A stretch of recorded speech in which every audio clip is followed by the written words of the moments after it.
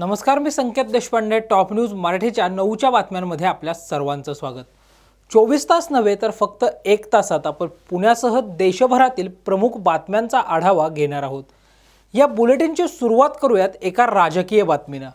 केंद्रीय निवडणूक आयोगानं अभिनेता राजकुमार रावची नियुक्ती नॅशनल आयकॉन म्हणून करण्याचा निर्णय घेतलाय. भारतातल्या 5 राज्यांमध्ये निवडणुका होणार आहेत. भारतीय निवडणूक आयोगाने या महिन्याच्या सुरुवातीलाच ही घोषणा केली. आता विधानसभा निवडणुकीत मतदान करण्याचं आवाहन करताना अभिनेता राजकुमार राव आपल्याला दिसणार आहे. राजकुमार राव हा त्याच्या प्रत्येक भूमिकेला न्याय देत असतो. त्याचप्रमाणे तो ही नवी जबाबदारी सुद्धा चोखपणे पार पाडेल असा विश्वास निवडणूक आयोगाला वाटत आहे. मतदारांनी, विशेषतः तरुण मतदारांनी मतदानासाठी पुढाकार घ्यावा यासाठी निवडणूक आयोगाच्या मोहिमेचा भाग म्हणून विविध क्षेत्रातील सेलिब्रिटींना नॅशनल आयकॉन म्हणून नेमलं जातं. नॅशनल आयकॉन बनवल्या जाणाऱ्या सेलिब्रिटींशी आयोगातर्फे सामंजस्य करार सुद्धा केला जातो. राष्ट्रवादीचे आमदार रोहित पवार यांची युवा संघर्ष यात्रा सध्या पुणे जिल्ह्यातील शिरूर तालुक्यात असून या यात्रेदरम्यान नागरिकांच्या आग्रहास्तव आमदार रोहित पवार बैलगाडीत स्वार झाल्याचं पाहायला मिळालं. विजयादशमीपासून पुण्यातून आमदार रोहित पवार यांची युवा संघर्ष यात्रा सुरू झाली आहे. 7 सप्टेंबरला ही युवा संघर्ष यात्रा नागपुरात पोहोचणार आहे. आज या युवा संघर्ष यात्रेचा 3रा दिवस असून ठिकठिकाणी युवा संघर्ष यात्रेचं उत्साहात स्वागत होताना पाहायला मिळत आहे. आज शिरूर तालुक्यातील टाकळी भीमा या ठिकाणी ही युवा संघर्ष यात्रा असताना स्थानिक नागरिकांनी आमदार रोहित पवार यांना बैलगाडीत स्वार होण्याचा आग्रह केला होता. स्थानिकांच्या या आग्रहाला मान देत आमदार रोहित पवार हे बैलगाडीत स्वार झाल्याचं पाहायला मिळालं. चकली असो की कडबोळी, पुलाव असो की बिर्याणी, पदार्थांची लज्जत वाढवणारं, आपलं आरोग्यही जपणारं तेल म्हणजेच चाकण लाकडी घाणा ऑइल. आरोग्य आणि परंपरा यांचा अनोखा संगम. चाकण लाकडी घाणा ऑइल. सध्या राज्यात मराठा आरक्षणाचा मुद्दा चांगलाच तापलाय. मराठा आरक्षणाच्या मुद्द्यावरून आज सातारा शहरात बाईक रॅलीचं आयोजन करण्यात आलं होतं. मराठा आरक्षण मिळावं याकरता मनोज जरांगे पाटील अंतरवाली सराटीमध्ये उपोषण करत आहेत. या उपोषणाला पाठिंबा देण्यासाठी आज सातारा शहरात या बाईक रॅलीचं आयोजन करण्यात आलं होतं. रॅलीची, जनजागृती रॅलीची सुरुवात झाली. याच पद्धतीनं संपूर्ण जिल्ह्यात आरक्षण रॅली सुरू होईल आणि त्याचा वणवा संपूर्ण राज्यात पेटल्याशिवाय राहणार नाही. येत्या 4 दिवसात राज्य शासनानं याबाबत निर्णय घेतल्यास एकाही आमदाराला मतदारसंघात फिरू दिलं जाणार नाही. चकली असो की कडबोळी, पुलाव असो की बिर्याणी, पदार्थांची लज्जत वाढवणारं, आपलं आरोग्यही जपणारं तेल म्हणजेच चाकण लाकडी घाणा ऑइल. आरोग्य आणि परंपरा यांचा अनोखा संगम. चाकण लाकडी घाणा ऑइल.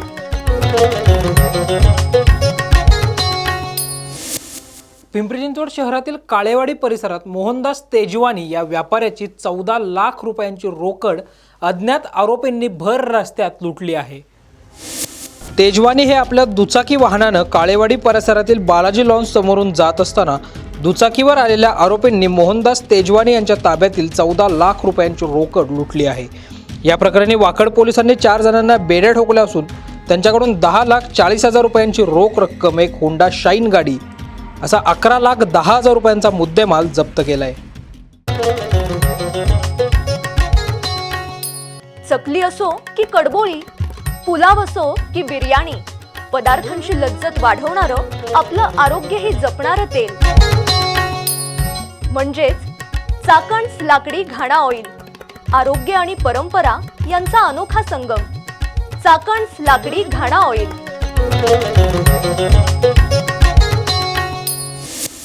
पिंपरी चिंचवड शहरातून एक मोठी बातमी समोर आली असून खंडणीच्या गुन्ह्यात जिम ट्रेनरला पिंपरी चिंचवड पोलिसांच्या खंडणी विरोधी पथकानं बेड्या ठोकल्यात. या जिम ट्रेनरने त्याच्या जिममध्ये येणाऱ्या एका महाविद्यालयीन विद्यार्थ्याला त्याचे खाजगी फोटोज व व्हिडिओ व्हायरल करण्याची धमकी देत 5 लाख रुपयांची खंडणी मागितली होती. या फिर्यादी विद्यार्थ्याच्या तक्रारीवरून पिंपरी चिंचवड पोलिसांच्या खंडणी विरोधी पथकाने जिम ट्रेनर मिथुन सोपान मुक्से याला बेड्या ठोकल्या असून त्याच्या विरोधात भारतीय दंडविधान कलम 384, 386, 387 नुसार गुन्हा दाखल करण्यात आला आहे. चकली असो की कडबोळी, पुलाव असो की बिर्याणी, पदार्थांची लज्जत वाढवणारं, आपलं आरोग्यही जपणारं तेल म्हणजेच चाकण's लाकडी घाणा ऑइल. आरोग्य आणि परंपरा यांचा अनोखा संगम. चाकण's लाकडी घाणा ऑइल.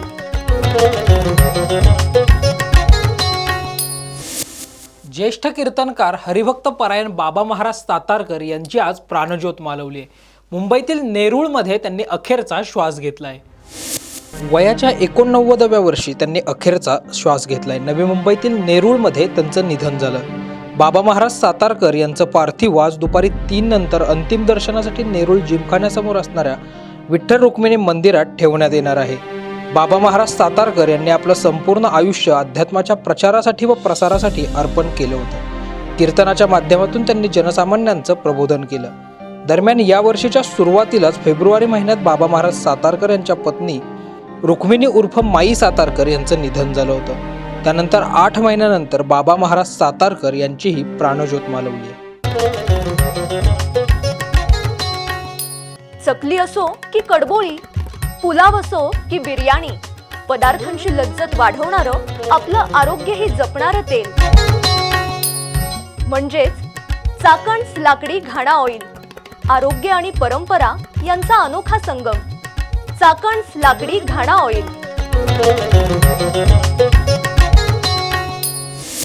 मराठा आरक्षणाच्या मुद्द्यावरून मनोज जरांगे पाटलांचं अंतरवाली सराटीमध्ये बेमुदत उपोषण सुरू आहे. या उपोषणाला पाठिंबा देत आमदार रोहित पवार यांनी देखील आज अन्नत्याग केला होता. पण चर्चा केली पाहिजे. आज आता इथं आम्हाला कळतंय की जरांगे पाटील आज इथं उपोषणाला परत बसत आहे. संघर्ष यात्रा युवकांच्या हिताची, युवांच्या हिताची. युवकांना हाताला काम मिळालं पाहिजे, शिक्षणाच्या अडचणी त्या सुटल्या पाहिजे.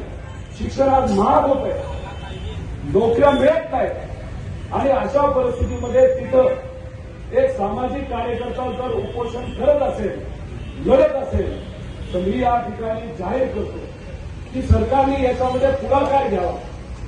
50% मर्यादा ही ओलांडावी लागेलच. ईडब्ल्यूएस कोट्यासाठी तुम्ही काही महिन्यांपूर्वी जर तिथं घटना दुरुस्ती करू शकत असाल तर मग मराठा समाज असेल, धनगर समाज असेल, या समाजासाठी तुम्ही का ती मर्यादा परत ओलांडू शकत नाही? जर ईडब्ल्यूएस कोटा तुम्ही 10% देऊ शकता तर 16% अधिकचं आरक्षण मराठा समाजाला तुम्ही का देऊ शकत नाही?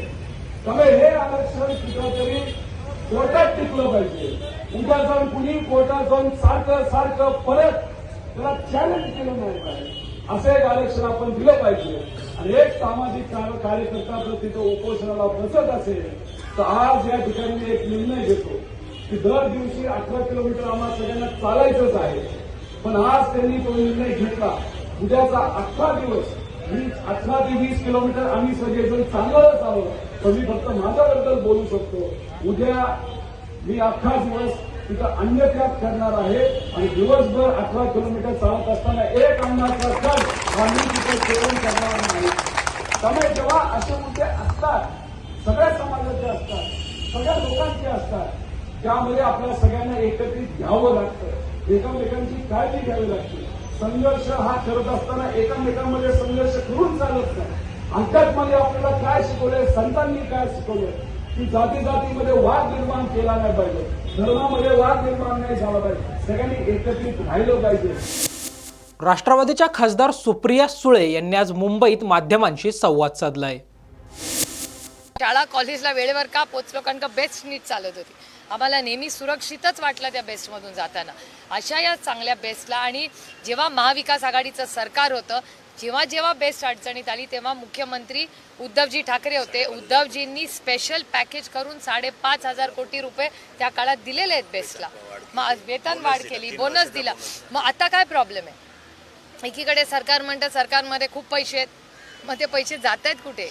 हे सगळे सामान्य जनतेकडे जात नाही. ते सगळं हे ice income tax, CBI, ED, सरकार फोड, घरं फोड, हे खोक्यांमध्ये जे जातात ना, हे दुर्दैव आहे. याच्यात भरडला जातो सर्वसामान्य मुंबईकर. नाही, मला त्याची काही माहिती नाही. मी माझ्याकडे हे स्वतः आणि काही महिला माझ्याकडे आल्या होत्या. प्रश्न आल्यानंतर मी लगेच सुहास भाऊंना फोन केला, कारण का बेस्ट कामगार सेना इथे ॲक्टिव्ह आहे. त्यांची मग मार्गदर्शन घेतलं. त्यांना मी सांगितलं मी फिरून बघते नक्की काय बसेसची पोझिशन आहे, म्हणून हे आणि मी एकत्र इथे आलो आहे. आम्ही दोघं आता हे बघणार. मग मी उद्धवजींच्या पण कानावर ही गोष्ट घालणार, जयंत पाटलांच्याही गोष्ट कानावर घालणार आणि चर्चा करून हा सगळे विषय काय त्याचं राजकारण करायची गरज नसते. हे माणुसकी राहिली आहे का नाही या जगामध्ये, या देशामध्ये, या राज्यामध्ये? त्यांच्याकडे माणुसकी नसेल पण आमच्यामध्ये अजून आहे जिवंत. आणि या मुंबईनी आपल्याला सगळ्यांना खूप काही दिलं. आणि जर हे लोक एवढे, आणि कोविडच्या काळातलं काम आपण कधीच बेस्टनी जे कोविडमध्ये काम केलं ते आपण सगळ्यांनी त्याची नोंद घेतलीच पाहिजे. दोन्हीचे प्रश्न ह्यांचाही देते आणि तुमचाही देते.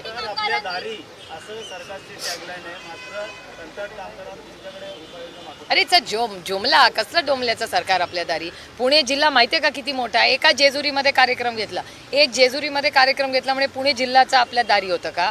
आणि तुम्हाला खर्च माहितीये का? तर पॅन्डॉल आहे ना, त्याचा 1 कोटी रुपये खर्च आहे फक्त एका दिवसाचा. 3 दिवस जेव्हा करतात तेव्हा 3 कोटी रुपये. आणि जेजुरी माझ्याच लोकसभा मतदारसंघात आहे, 4 वेळा कार्यक्रम रद्द झाला, 15 ते 20 कोटी रुपये खर्च. मला सांगा कोण आहे जबाबदार त्याला? तेच 15 कोटी इथे दिले असते तर या लोकांच्या घरात दिवाळी झाली असती. आणि ते कोटीत नाही, बिचारे हजारात मागतायत. ही या ट्रिपल इंजिन खोके सरकारची मस्ती आहे. त्यांना वाटतं खोके टाकले की कुणालाही विकत घेतात. असं नाही हो, काही स्वाभिमानी खरी लोक आहेत अजून या जगात. एक मिनिट, त्या ताईंचा एक प्रश्न. कंत्राटी कामगारांनी आंदोलन केलेलं होतं, त्यांची पगारवाढ होती आणि या सगळ्यामुळे बेस्टच्या फ्रिक्वेन्सीवरही परिणाम झालेला. म्हणजे कंत्राटी कामगार आणि लोक या सगळ्यांची कुठेतरी ओढाताण होत होती. याबद्दल सुद्धा तुम्ही काही विचार? नाही, अर्थातच म्हणून तर ते आमच्याकडे आले ना. म्हणूनच मी सुहास भाऊंना फोन केला, कारण का ती बेस्ट कामगार सेनेला विषय माहिती असेल म्हणून मी त्यांना कॉन्टॅक्ट केलं स्वतःहून की बाबा हे लोक आलेत, काय पोझिशन आहे. मग त्यांनी मला ब्रीफ केलं की नाही, मुख्यमंत्र्यांना त्यांनी गेलं होतं, मुख्यमंत्र्यांनी शब्द दिला होता. आहेत ते कामगार सगळे इकडे, विद्यार्थ्यांना पण विषय माहितीच आहे. त्या कामगारांना शब्द दिला होता महाराष्ट्राच्या मुख्यमंत्र्यांनी की आम्ही 1 महिन्याच्या आत प्रश्न सोडून पगारवाढ करतो. पगारवाढ झालेली नाही. दिवाळी बोनसचं काय? केवढी छोटी गोष्ट आहे. मला सांगा की हे जे कॉन्ट्रॅक्टवरचे आहेत त्यांना बेस्टचं तिकीट द्यायला लागतं. मला सांगा काय हरकत आहे यांना त्यांना तिकीट द्यायला? क्षुल्लक गोष्ट आहे. एवढे करोडो रुपयाचा चुराडा करता तुम्ही. तर शासन आपल्या दारीचं 1 कोटी रुपयाचा फक्त पॅन्डॉलचा खर्च आहे. केवढा मोठा आमचा जिल्हा आहे आणि जेजुरीला काय गावगात नाही. शासन आपल्या दारीचा अर्थ काय आहे? शासन तुमच्या दारी म्हणजे तुमच्या घरात यायला पाहिजे, तुमच्या फ्लॅटमध्ये, तुमच्या चाळी, जिथे कुठे राहत असाल तुम्ही. हे एका एवढ्या मोठ्या पुणे जिल्ह्यात एक करून प्रश्न सुटणार आहेत का? It's a joke. आणखीन एक जुमला हो. हे जुमलेबाजीमध्ये एकदम पुढे. कंत्राटी भरतीवरून एकत्रित महाविकास आघाडीने ज्या पद्धतीने लढा उभा केला, सरकारला निर्णय मागे घ्यावा लागला. आता या कंत्राटी कर्मचाऱ्यांचं देखील म्हणणं आहे कुठेतरी आम्हाला देखील परमनंटच्या बाबतीत विचार केला गेला पाहिजे. प्रत्यक्षात 3,000 पगार असताना केवळ 12 आणि 13,000 रुपये हातात. 12,000 रुपये पडतायत हो त्यांच्या हातात. एवढी महागाई आहे. घरी जाऊन सगळे विचारा. कोथिंबीर जी 400 रुपये. बघा मी म्हणायच्या आधी त्याची आई रागवलेली दिसते त्याला त्याच्यावरनं. माझी आई मला रोज रागवते महागाईवरनं. काय करताय काय तुम्ही म्हणून. तुम्ही विचार करा, भाजी आणायला कधी गेला ना तर कढीपत्ता, कोथिंबीर आणि मिरची फ्री. आठवता अशा पोटीत द्यायचे. आता आलं 400 रुपयाला आहे आता कोथिंबीर. त्या दिवाळी ऐन सणाच्या वेळीस काय भाव आहेत बघा. आणि काहीतरी शिदा बिदा देत आहेत सगळे. काय उपकार करत नाहीत आपल्यावर. गरीब माणसा कसा भरडला जातोय बघा जरा या महागाईमध्ये. गेल्या वर्षी कोविड भत्ता 7 महिन्याचा देऊ असा विचार केलेला. 25 तारखेला तुमच्या अकाउंटमध्ये येईल असं सेनेचं वक्तव्य होतं. पण तो कोविड भत्ता गेला कुठं? कामगारांनी कोविडमध्ये काम केलं, आपल्या जीवाची पर्वा न करता काम केलं. मान्य. या जीवाचा पर्वा न करता काम मी म्हणून काय भेटलं? म्हणूनच मी इथे आले. आमच्या कोविड भत्ताच्या वेळी मी स्वतः काम केलं मॅडम. तुम्हाला मिळणार आहे तो. तुम्हाला नाही मिळाला तर तुमच्यासाठी आंदोलनाला मी बसणार आहे. आता किती दिवस? 1 आठवड्याच्या आत. मी रिक्वेस्ट आहे की आम्हाला तो दिवाळीच्या अगोदर भेटावा. 100%. मी आता इथून मी गेले की मी इथून गाडीत बसले की आयुक्तांना फोन करणार आहे. आयुक्तांना फोन करून मी तुम्हाला 10 मिनिटात कळवते काय झालं. डोंट वरी. आणि तुम्ही आंदोलनाला बसला नाही. सुहास भाऊ, मी हे आणि हे आम्ही चौघं आंदोलनाला बसणार. तुम्ही नाही बसायचं आंदोलनात.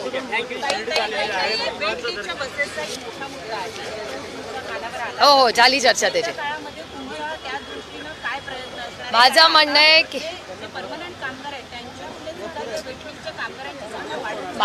आहे की बेस्टचा एक पूर्ण ऑडिट झालं पाहिजे. एक व्हाईट पेपर आला पाहिजे. कोणीतरी याचे जे डोमेन एक्सपर्ट आहेत त्यांचं मार्गदर्शन घ्यायला पाहिजे.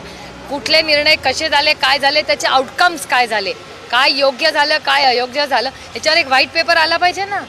कोणीतरी त्याचा अभ्यास तर केला पाहिजे. आउटकम्स काय आहेत, मेजरेबल्स काय आहेत, काय सस्टेनेबल आहे, काय नाही आहे. एवढी महागाई झाली आहे, 12,000 रुपयात काय होणार आहे हो बिचाऱ्या लोकांचं. त्याच्यामुळे या सगळ्या गोष्टीचा गांभीर्याने महाराष्ट्र सरकारने विचार करे. एवढं इन्फ्रास्ट्रक्चर, इथूनच बघा इन्फ्रास्ट्रक्चर समोर, यांच्याकडे मेट्रोला करोडो रुपये आहेत आणि यांना 1000 रुपये द्यायला नाही त्यांना.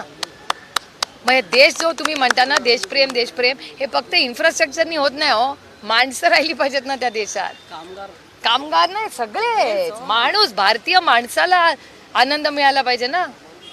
नाही तर मेट्रो बांधून काय होणार आहे.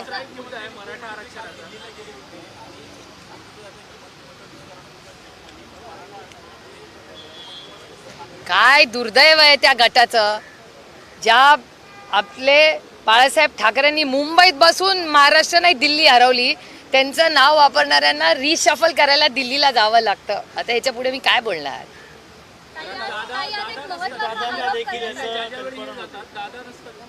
मला कसं माहिती असेल ते त्यांना विचारा, अलायन्सला विचारा. मला इथला महागाईचे प्रश्न विचारा. महागाई, बेरोजगारी, महाराष्ट्राची काय परिस्थिती आहे.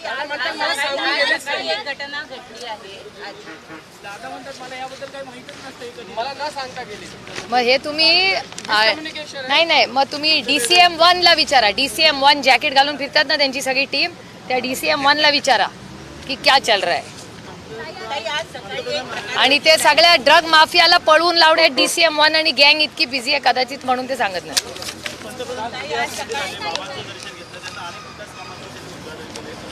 अतिथी देवो भव. महाराष्ट्रात लोकांनी यावं, आमची इच्छाच आहे. आणि जो बाहेरचा माणूस येईल तो अतिथी आहे, त्याचं स्वागतच करणारी आमची मराठी संस्कृती आहे. अतिथी देवो भव.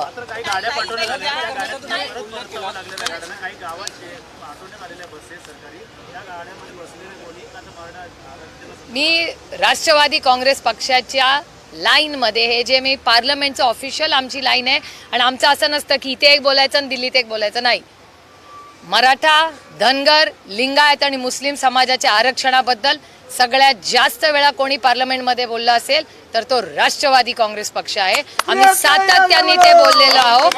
आणि आमची लाईन महाराष्ट्रात पण एक आहे, दिल्लीत पण एक आहे. भारतीय जनता पार्टी, भ्रष्ट जुमला पार्टी म्हणतो आम्ही त्यांना. उद्धवजी भ्रष्ट जनता पार्टी म्हणतात. मी आत्या म्हणून आणखीन वाढवले की भ्रष्ट जुमला पार्टी आहे. महाराष्ट्रात आरक्षणाबद्दल एक बोलतात, दिल्लीत वेगळं बोलतात.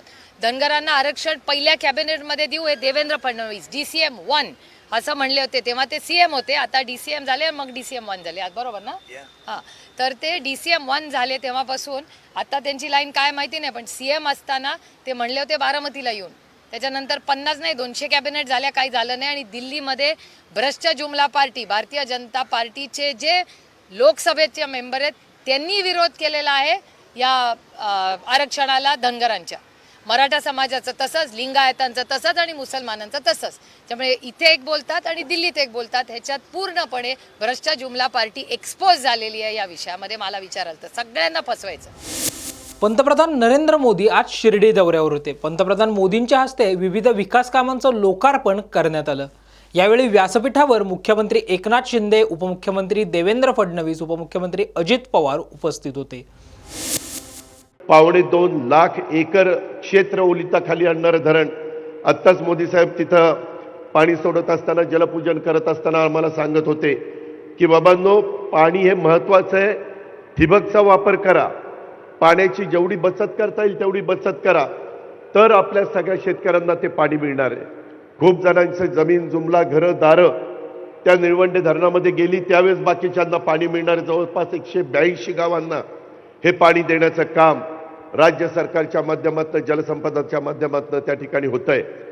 अनेक चढ उतार आपण ह्या बाबतीमध्ये बघितले, परंतु एकदाच हे धरण पूर्ण पण झालं आणि कॅनॉलची पण कामं, दुसरा कॅनॉल साधारण डिसेंबरला पूर्ण होईल. परंतु 53 वर्षापूर्वी कुणाला वाटलं नसेल किंवा हे धरण आता आपल्याला सुरू करायचं आहे, परंतु हे पूर्णत्वाला नेण्याचं आणि त्याचा शुभारंभ करण्याचं निश्चितपणे त्याच्यामध्ये नरेंद्र मोदी साहेबांच्याच हातामध्ये होतं आणि त्याच्यामुळं इतका काळ त्याला गेला, ही गोष्ट देखील आपण सगळ्यांनी लक्षामध्ये ठेवली पाहिजे. खरं तर एकंदरीतच हे सगळी धरणं होत असताना आपण योग्य प्रकारची पिकं घेण्याचा प्रयत्न करा. आजच्या या कार्यक्रमाच्या निमित्तानं अनेक मान्यवर इथं उपस्थित आहेत. मी सगळ्यांची नावं घेऊन वेळ घेतला नाही, कारण आपण सगळेजण मोदी साहेबांचं भाषण ऐकण्याच्या करता उत्सुक आहात ह्याची मला जाणीव आहे. परंतु मी आपल्याला सांगेन, आज रेल्वेच्या संदर्भातले वेगवेगळे महत्त्वाचे प्रकल्प, पाण्याच्या संदर्भातले वेगवेगळे महत्त्वाचे प्रकल्प, साईबाबाच्या दर्शनाच्या करता लाखोचा जनसमुदाय येतो, त्यांना चांगल्या प्रकारच्या सुविधा देण्याचा प्रयत्न एकनाथराव शिंदेंच्या नेतृत्वाखाली देवेंद्रजी असतील, आम्ही सगळे असू, आम्ही महायुतीच्या सरकारच्या माध्यमातून समाजाचं, सर्व जाती धर्माचं भलं करण्याचा प्रयत्न करतोय. आज आपण पाठीमागच्या काळामध्ये स्वतः नरेंद्र मोदी साहेबांनी शेतकऱ्यांना 500 रुपये महिना देण्याचा निर्णय घेतला आणि एकनाथराव शिंदे साहेबांच्याही सरकारने महिना 500 रुपये असे आता आपण साधारण शेतकऱ्याला 12,000 रुपये वर्षाला त्या ठिकाणी देण्याचा निर्णय घेतलेला आहे. एक फुल ना फुलाची पाकळी हे देण्याचं काम आहे. आम्ही हे जरी देत असलो तरी ह्याच्यातून पेक्षा शेतकऱ्यांनी कष्टाने केलेला जो माल आहे, धान्य आहे, फळं, पिकं किंवा वेगवेगळ्या भाजीपाला आहे, फुलं आहेत, ह्याला चांगला दर देण्याचा प्रयत्न देशाचे पंतप्रधान नरेंद्र मोदी साहेबांच्या नेतृत्वाखाली देश पातळीवर चाललेला आहे आणि आम्ही पण महाराष्ट्राला त्याच रस्त्याने नेण्याचा प्रयत्न करतोय. ह्याची पण ओळख आपण सगळ्यांनी ठेवावी. 0% व्याजाने 3 लाखापर्यंत पीक कर्ज, 1 रुपयामध्ये पीक विमा, असे कितीतरी महत्त्वाचे निर्णय आपण ह्या महाराष्ट्रातल्या जनतेच्या करता घेतलेले आहेत. पुढं देखील मोदी साहेबांच्या मार्गदर्शनाखाली अशाच पद्धतीनं महाराष्ट्राचा सर्वांगीण विकास करण्याच्या करता प्रत्येक व्यक्तीला हे सरकार माझाही विचार करतंय अशा प्रकारची भावना त्यांच्या मनातनं, कृतीतनं दाखवण्याचं काम आम्ही सगळेजण त्या ठिकाणी करण्याचा निश्चय केलेला आहे. आज एवढ्या प्रचंड संख्येने आपण सगळेजण उपस्थित राहिलात त्याबद्दल आपलंही मनापासून स्वागत करतो, आपल्यालाही मनापासून धन्यवाद देतो आणि मी माझे 2 शब्द संपवतो. जय हिंद, जय महाराष्ट्र. सर्वाधिक लोकप्रिय नेते आणि आपल्या भारताचे प्रधानमंत्री आदरणीय श्री नरेंद्र मोदीजी, महाराष्ट्राचे लोकप्रिय मुख्यमंत्री माननीय एकनाथराव शिंदेजी, माननीय राज्यपालजी, माननीय उपमुख्यमंत्री अजितदादा पवार, माननीय केंद्रीय मंत्री रावसाहेब पाटील दानवे, डॉक्टर भागवत कराड, इथले भूमिपुत्र आणि या जिल्ह्याचे पालकमंत्री राधाकृष्ण विखे पाटीलजी, त्याचप्रमाणे या ठिकाणी उपस्थित असलेले गिरीश महाजनजी, आमचे कृषी मंत्री धनंजय मुंडेजी, सर्व सन्माननीय खासदार, आमदार, लोकप्रतिनिधी आणि उपस्थित सर्व माता भगिनी आणि बंधूंनो, आज आपल्या सर्वांकरता अतिशय आनंदाची गोष्ट आहे की माननीय प्रधानमंत्री महोदयांनी 2017 साली आपल्या या ठिकाणी जी काही साई भूमी आहे त्या ठिकाणी विविध विकास कामांचं भूमिपूजन केलं होतं. आपले सुरेश हावरेजी त्यावेळेस आपल्या समितीचे अध्यक्ष होते आणि आम्ही सगळे त्याला उपस्थित होतो आणि आज त्या सगळ्या कामांचं उद्घाटन देखील माननीय प्रधानमंत्री महोदयांच्या हातानेच होते आहे आणि साई भूमीचा हा विकास खऱ्या अर्थानं आज त्याची सुरुवात माननीय मोदी साहेबांच्या हाताने होते. ही अतिशय आनंदाची गोष्ट आहे. जगभरातनं साई भक्त सातत्याने या ठिकाणी येतात, त्यांच्याकरता अनेक व्यवस्था आणि त्यासोबत वेगवेगळ्या समाज उपयोगी शिक्षणापासनं तर विविध उपक्रम हे या ठिकाणी आजच्या या माध्यमातनं निश्चितपणे करण्यात येत आहेत. यासोबत दुसरी आनंदाची गोष्ट आपल्याकरता आहे की निळवंडेसारखा प्रकल्प प्रधानमंत्रीजी इसकी शुरुआत मेरे जन्म से भी पहले हुई थी। मेरा जन्म भी निवंडे के बाद हुआ और आज उसका उद्घाटन आपके हाथों से हो रहा है। तो कितने सालों तक लोगों ने इसका इंतजार किया और मुझे बताते हुए खुशी होती है कि 2016-17 में हमने इसको बहुत बड़े पैमाने पर चालना दी, इसको हमने मान्यता दी, इसको हमने पैसा दिया। और मैं विशेष रूप से राधाकृष्ण विखे पाटिल जी और मधुकरराव पिचड़ जी का आभार व्यक्त करता हूं। वे उस समय विपक्ष में थे, लेकिन बावजूद उसके उन्होंने पूरा सहकार्य किया, इसलिए हम उसको कर पाए। और आज हमारे शिंदे जी के नेतृत्व में उसका भी उद्घाटन आपके हाथों से हुआ है। और मैं ये बताना चाहता हूं कि आदरणीय प्रधानमंत्री जी ने पिछले 9 सालों में महाराष्ट्र को सिंचाई के लिए 30,000 करोड़ रुपए दिए। इसलिए महाराष्ट्र में सिंचाई की इतनी परियोजनाएं हम लोग यहां पर कर पाए।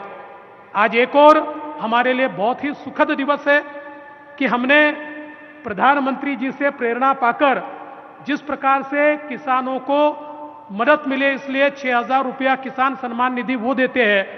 महाराष्ट्र ने भी तय किया कि हम लोग नमो किसान सम्मान निधि यहां पर शुरू करेंगे और 6,000 रुपया हमारे किसानों को उन्हीं के हाथों से हम लोग यहां पर देंगे। आज उसकी भी शुरुआत हमारे प्रधानमंत्री जी के हाथों से हो रही है। हमारे रेलवे के प्रकल्प हो, अलग अलग बहुत प्रकल्पों का भूमि पूजन और उद्घाटन यहां पर हो रहा है। समय के अभाव में मैं उसके बारे में नहीं कहूंगा क्योंकि उसकी एवीज भी हम लोग देखने वाले हैं। मैं प्रधानमंत्री जी को केवल एक ही निवेदन करना चाहता हूं। आदरणीय प्रधानमंत्री जी, महाराष्ट्र का 50% इलाका ये ड्राउट प्रोन है, ये अकालग्रस्त है, सूखाग्रस्त है, यहां बारिश नहीं होते, यहां पानी नहीं है। और इस इलाके को जब तक हम लोग वहां पानी नहीं पहुंचाएंगे, हम महाराष्ट्र में जो आत्महत्याओं का कलंक पिछले 50 वर्षों से लगा है उसको समाप्त नहीं कर पाएंगे। और मैं ये मानता हूं कि केवल आपके आशीर्वाद से और आपके ही नेतृत्व में हम कर सकते हैं, जिसका उल्लेख हमारे राधाकृष्ण विखे पाटिल जी ने किया।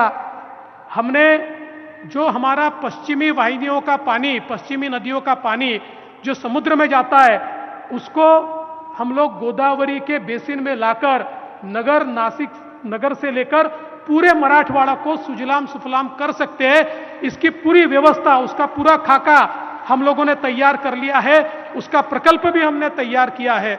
और उसके साथ साथ विदर्भ में जो हमारी वैनगंगा नदी है, उसके नीचे से बह के जाने वाला 100 टीएमसी पानी, उसमें से 67 टीएमसी पानी हम लोग पूरे विदर्भ की सूखे इलाके से निकालकर नळगंगा तक ला सकते हैं, जिसमें विदर्भ, मराठवाड़ा और उत्तर महाराष्ट्र, ये तीनों इलाकों को हम हमेशा के लिए सूखा मुक्त कर सकते हैं।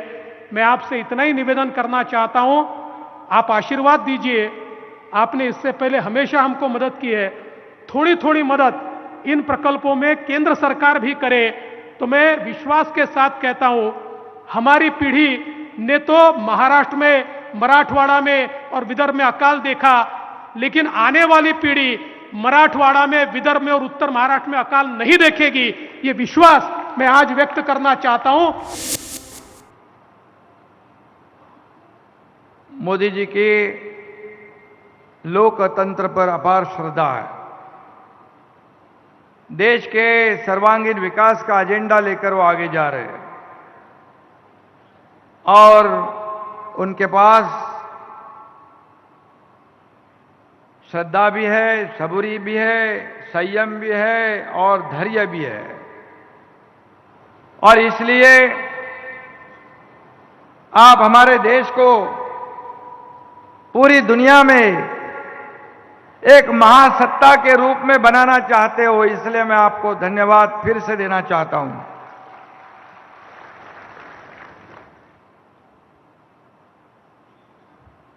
इस देश की 140 करोड़ जनता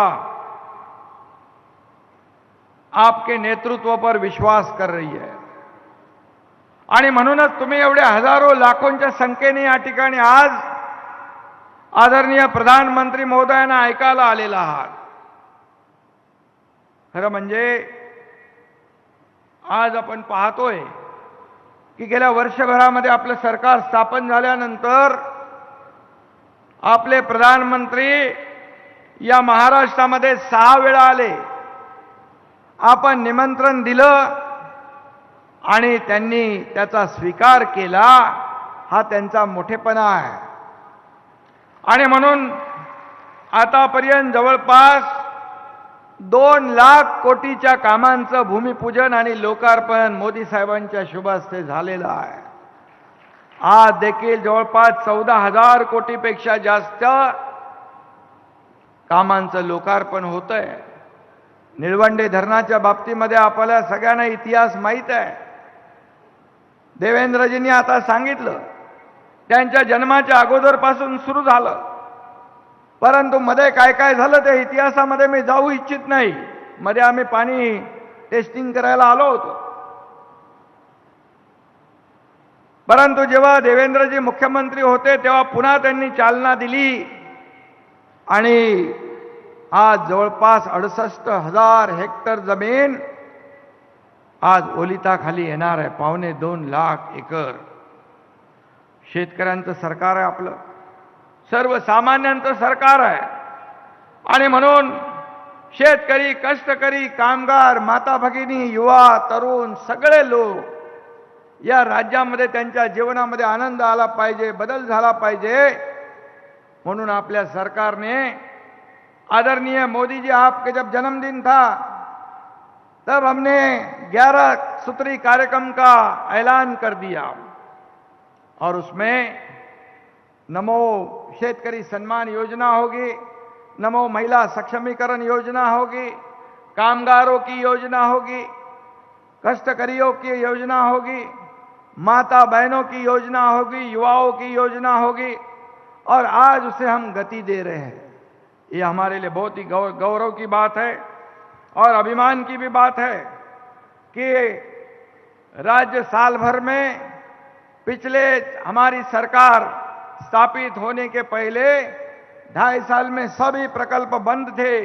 सगळी कामं बंद होती ना, सगळे प्रकल्प बंद होते, त्याला आपण चालना दिली, नवीन प्रकल्प आपण सुरू केले.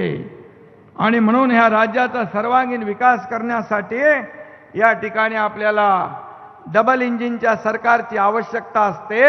आणि म्हणून मोदी साहेबांकडे आपण ज्या ज्या गोष्टी मागितल्या राज्य सरकारच्या राज्याच्या विकासासाठी त्यांनी त्या देण्याचं काम केलं. आणि म्हणून देवेंद्रजींनी जी मागणी केलेली आहे, मला वाटतं आम्ही तेव्हा दोघंच होतो, पहिल्यांदा शपथ घेतल्यानंतर कॅबिनेटमध्ये या ठिकाणी जे दुष्काळग्रस्त विभाग आहेत, दुष्काळग्रस्त जिल्हे आहेत, मराठवाडा, विदर्भ, वाहून जाणारं पाणी तिकडे वळवलं पाहिजे, ही योजना मोठी आहे. मोठी म्हणजे आपल्या राज्याच्या आर्थिक आवाक्याच्या बाहेर है।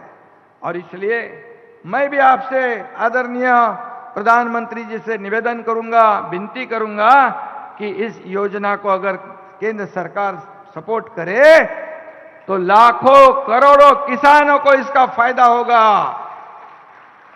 आणि म्हणून मी आपल्याला एवढंच सांगतो की गेल्या वर्षभरामध्ये आपण घेतलेले निर्णय तुमच्या समोर आहेत।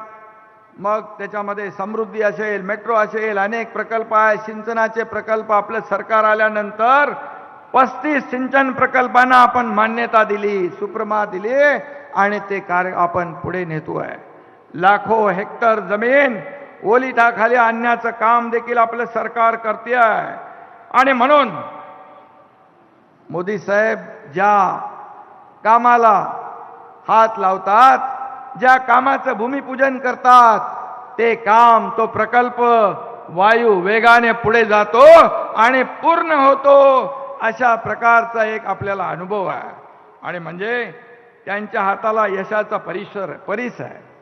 हात लावतात त्याचं सोनं होतं असा अनुभव आहे। आणि म्हणून आम्ही त्यांना वारंवार बोलवतो, महाराष्ट्रामधला विकास प्रकल्पांच्या भूमिपूजनाला, लोकार्पणाला। काही लोकांच्या पोटात दुखतंय ते जाऊ द्या, त्यांच्याकडे आम्हाला काय बघायचं नाही। ज्यांची पोटदुखी आहे त्यांच्यासाठी देखील बाळासाहेब ठाकरे आपला दवाखाना या राज्यात 700 ठिकाणी विनामूल्य सेवा करून टाकला आहे।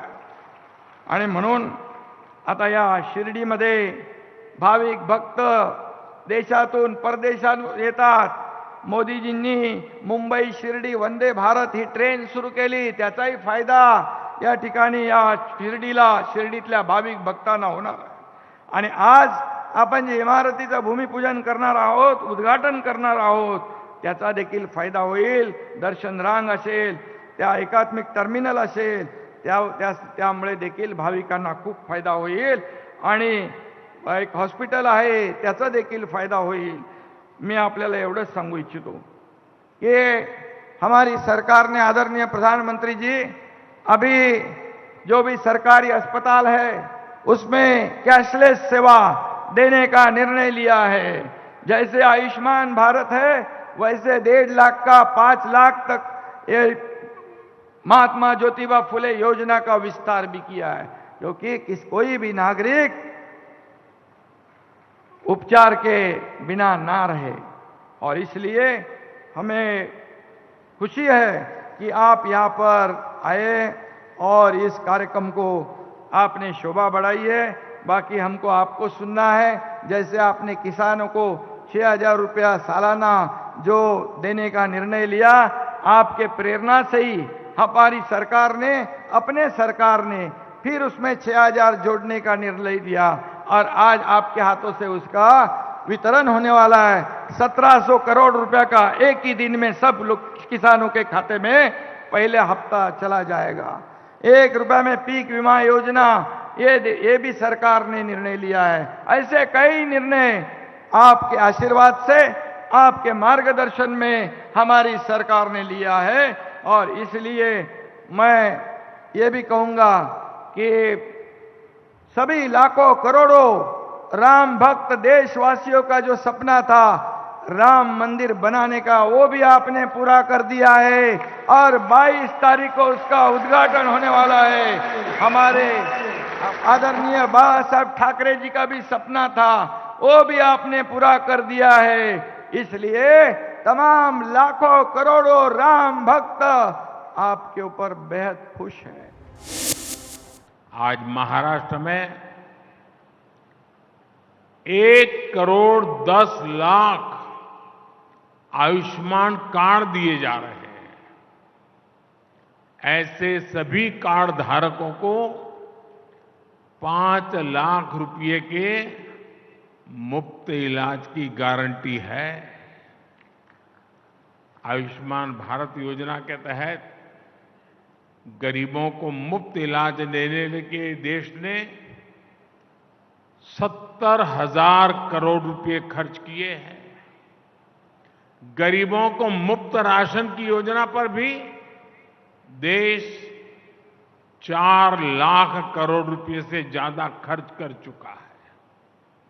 गरीबों के घर बनाने के लिए भी सरकार ने 4 लाख करोड़ रुपए खर्च किए हैं. ये भी 2014 से पहले के 10 वर्षों की तुलना में करीब 6 गुना अधिक है. हर घर जल पहुंचाने के लिए भी अब तक करीब 2 लाख करोड़ रुपए खर्च किए जा चुके हैं. पीएम स्वनिधि योजना के जरिए रेहड़ी, ठेले, फुटपाथ पर दुकान लगाने वाले साथियों को हजारों रुपये की मदद मिल रही है. अभी सरकार ने एक और नई योजना शुरू की है, पीएम विश्वकर्मा. इससे सुथार, सुनार, कुम्हार, मूर्तिकार ऐसे लाखों परिवारों को पहली बार सरकार से मदद सुनिश्चित हुई है. इस योजना पर भी 13,000 करोड़ रुपए से ज्यादा खर्च किए जा रहे हैं. अभी मैं सारे इतने आंकड़े बता रहा हूं, लाखों करोड़ों के आंकड़े बता रहा हूं. 2014 के पहले भी आप आंकड़े सुनते थे, लेकिन वो आंकड़े क्या होते थे? इतने लाख का भ्रष्टाचार, इतने करोड़ का भ्रष्टाचार, इतने लाख करोड़ का गफला, अब क्या हो रहा है? इतने लाख करोड़ इस काम के लिए खर्च किए गए, इतने लाख करोड़ इस काम के लिए। मेरे परिवारजनों, आज के कार्यक्रम में बड़ी संख्या में हमारे शेतकरी साथी भी मौजूद हैं। मैं सबसे पहले उन बालिकाओं को बहुत बहुत अभिनंदन करता हूं जिन्होंने अभी हमारे सामने हमारे शेतकरी समाज को संदेश देने के लिए धरती कहे पुकार का एक बहुत अच्छी नाटिका प्रस्तुत की। आप जरूर उसमें से संदेश लेकर के जाएंगे। मैं उन सभी बेटियों को बहुत बहुत बधाई देता हूं।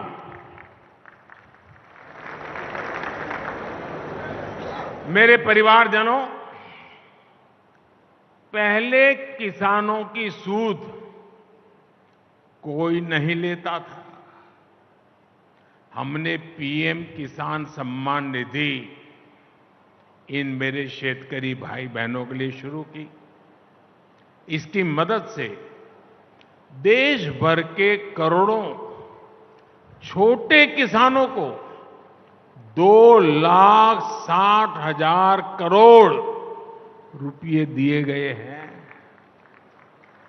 यहां महाराष्ट्र के छोटे किसानों के बैंक खातों में भी सीधे 26,000 करोड़ रुपए ट्रांसफर हुए हैं।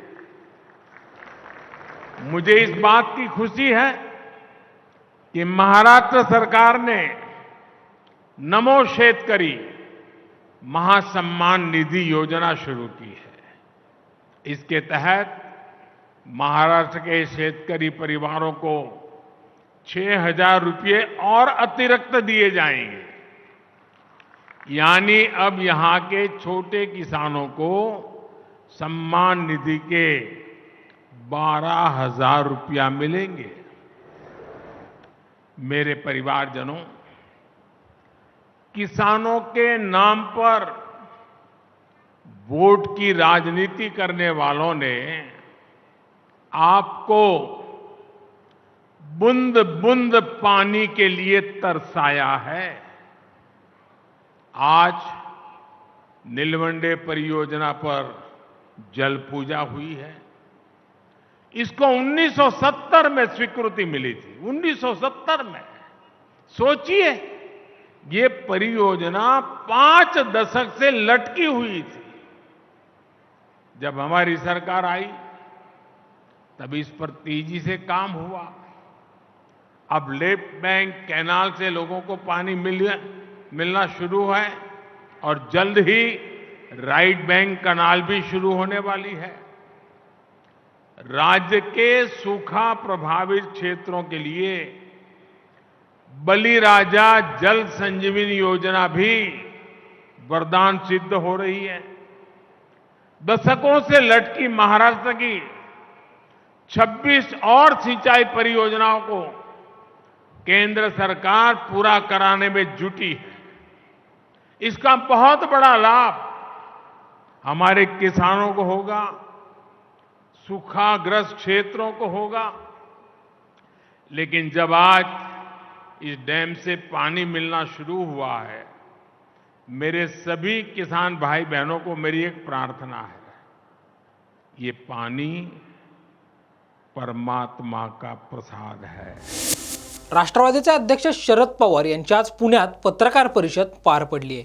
यावेळी बोलताना शरद पवार काय म्हणाले पाहूयात।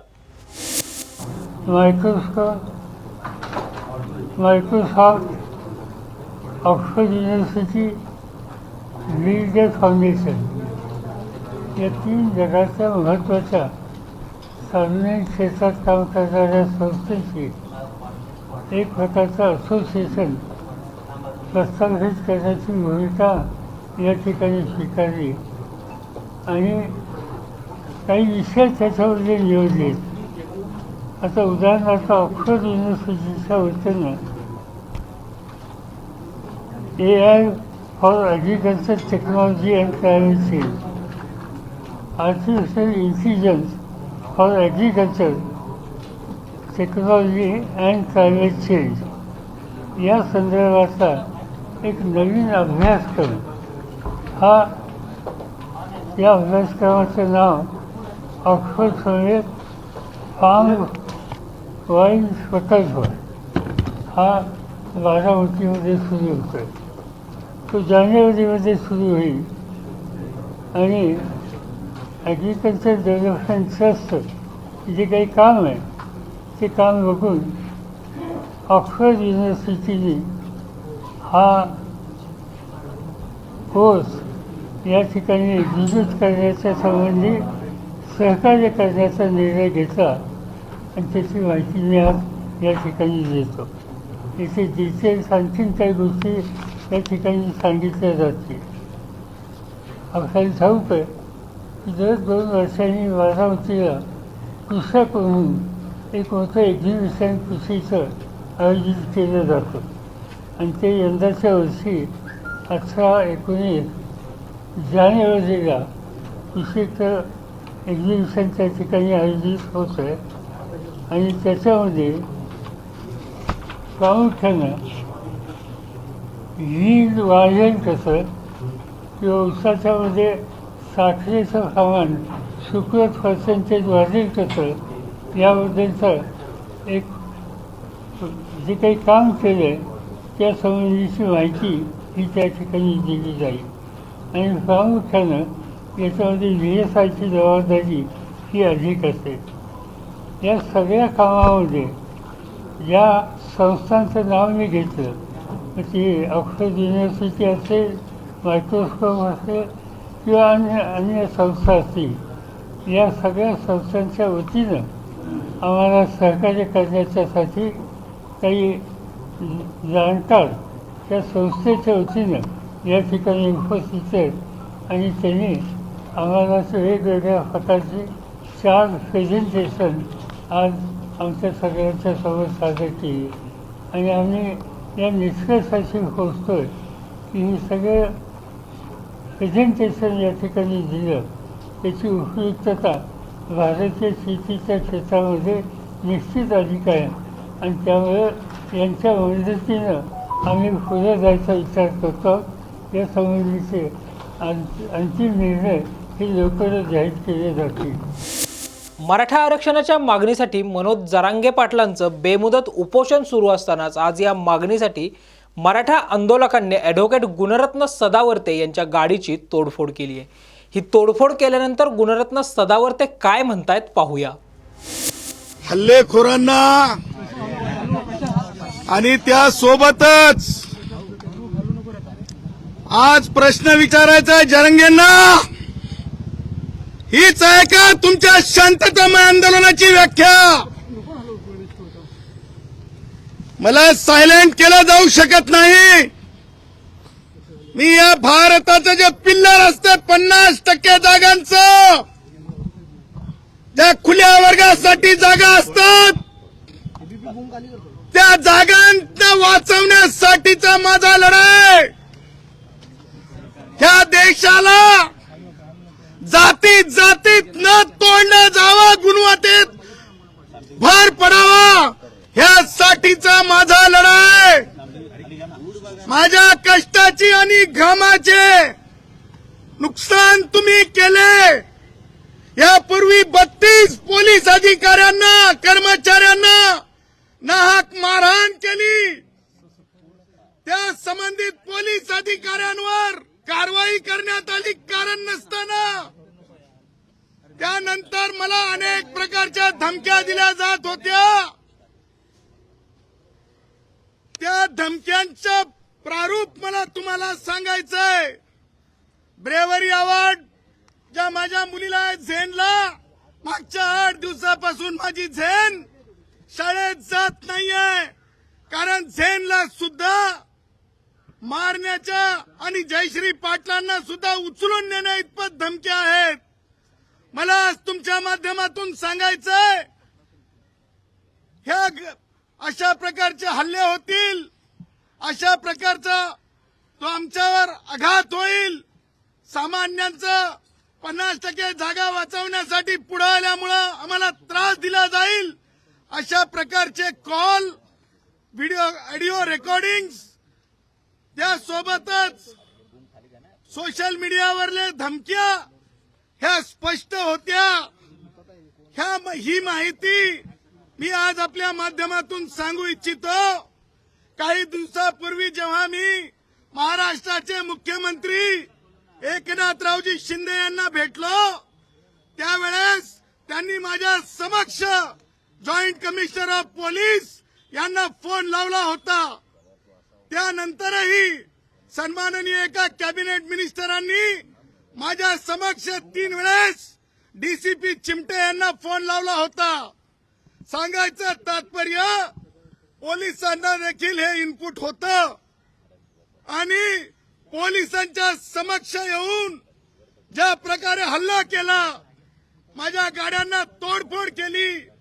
श्री कोकरे या पोलीस अधिकाऱ्यांनी, सन्माननीय अधिकाऱ्यांनी मला सांगितलं की वर येण्याचा देखील, ते माझ्या घरात येण्याचा देखील प्रयत्न करत होते.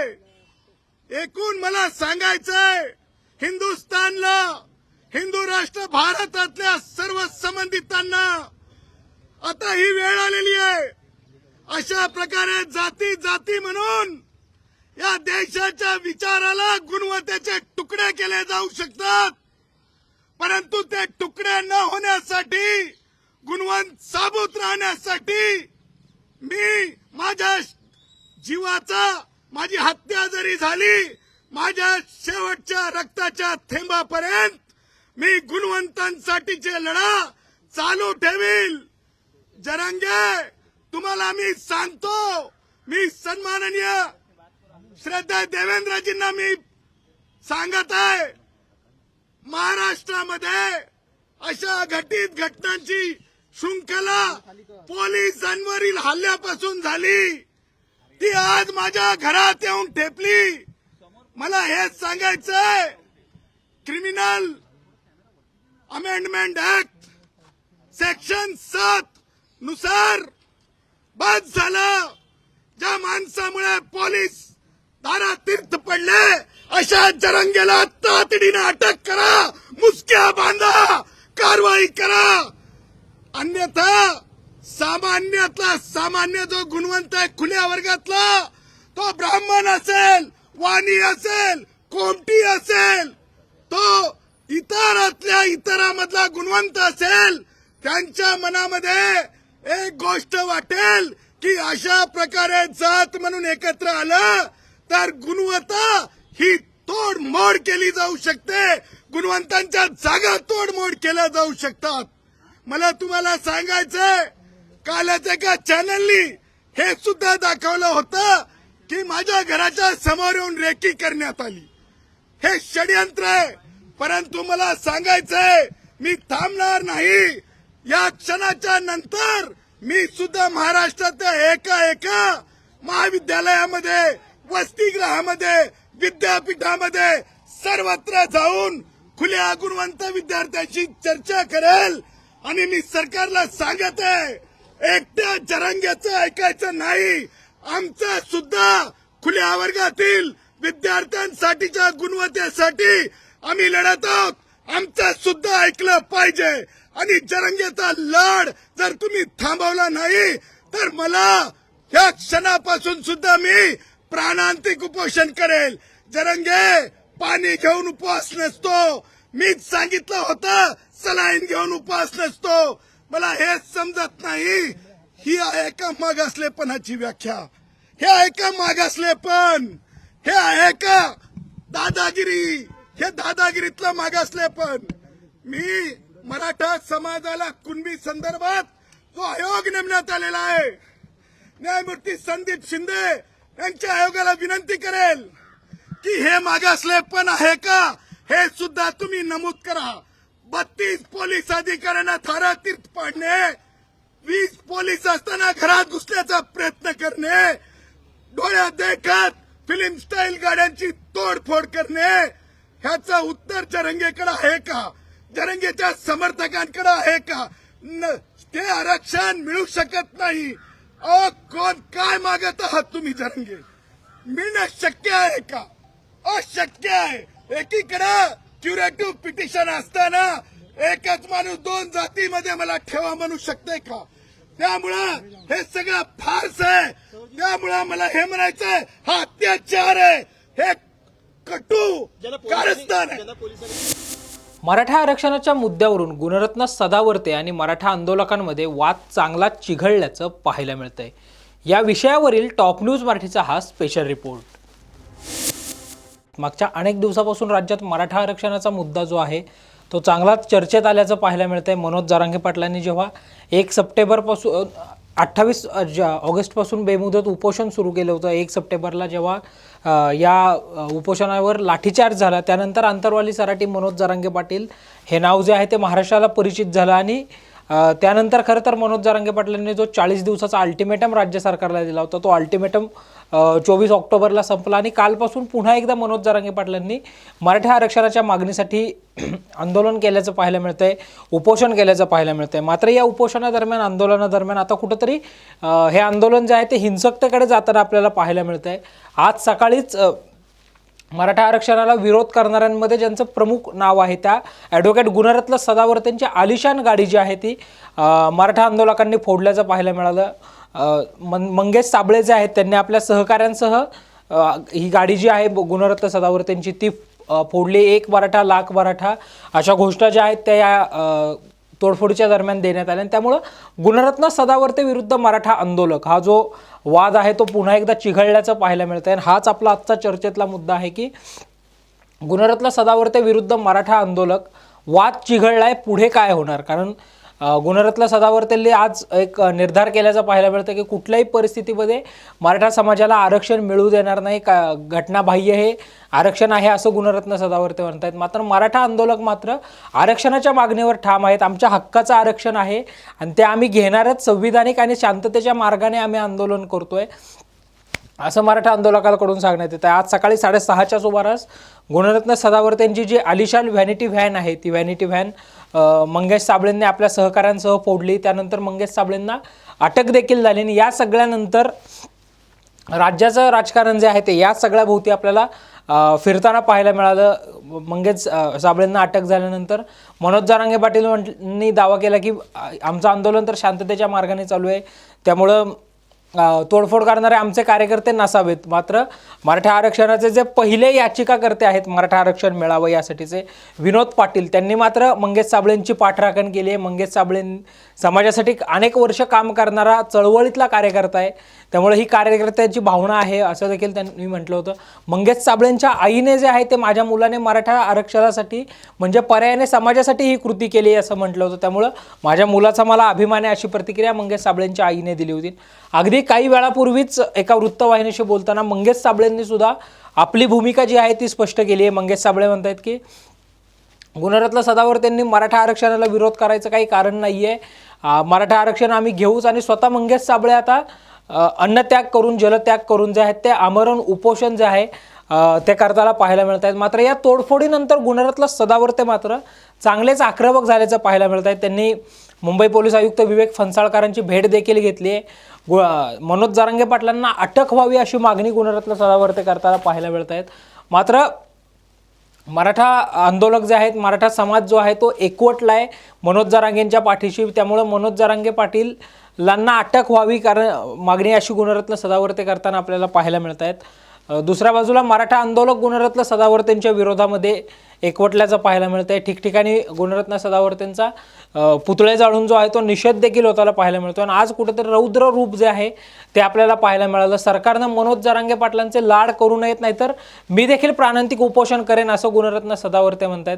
एकंदरीतच काय तर हा वाद चिघळताना पाहायला मिळतोय. काल जेव्हा अमित शहा आणि मुख्यमंत्री एकनाथ शिंदे आणि उपमुख्यमंत्री देवेंद्र फडणवीस यांच्या समवेत जी एक बैठक झाली होती वरिष्ठांसमवेत, त्यावेळी दिल्लीतल्या वरिष्ठांनी सुद्धा मराठा आरक्षणाचा मुद्दा जास्त ताणू नका अशा सूचना शिंदे फडणवीसांना दिल्याचं देखील माहिती आहे. त्यामुळे आता आरक्षणाच्या मुद्द्यावर राज्य सरकारनं जे आहे ते वेळीच पाऊल उचलण्याची गरज जी आहे ती निर्माण झाली, अन्यथा हा वाद असाच चिघळू शकतो आणि त्याची किंमत जी आहे ती राज्याला मोजावी लागू शकते. एकंदरीतच मराठा आरक्षणाच्या मुद्द्यावरून आता राज्य सरकारने वेळीच योग्य भूमिका घेणं जे आहे ते गरजेचं आहे. तर आजच्या 9च्या बातम्यांमध्ये इथेच थांबण्याची वेळ झाली आहे. ताज्या बातम्या आणि घडामोडींसाठी पाहत रहा फक्त टॉप न्यूज मराठी. आपला महाराष्ट्र, आपली बातमी.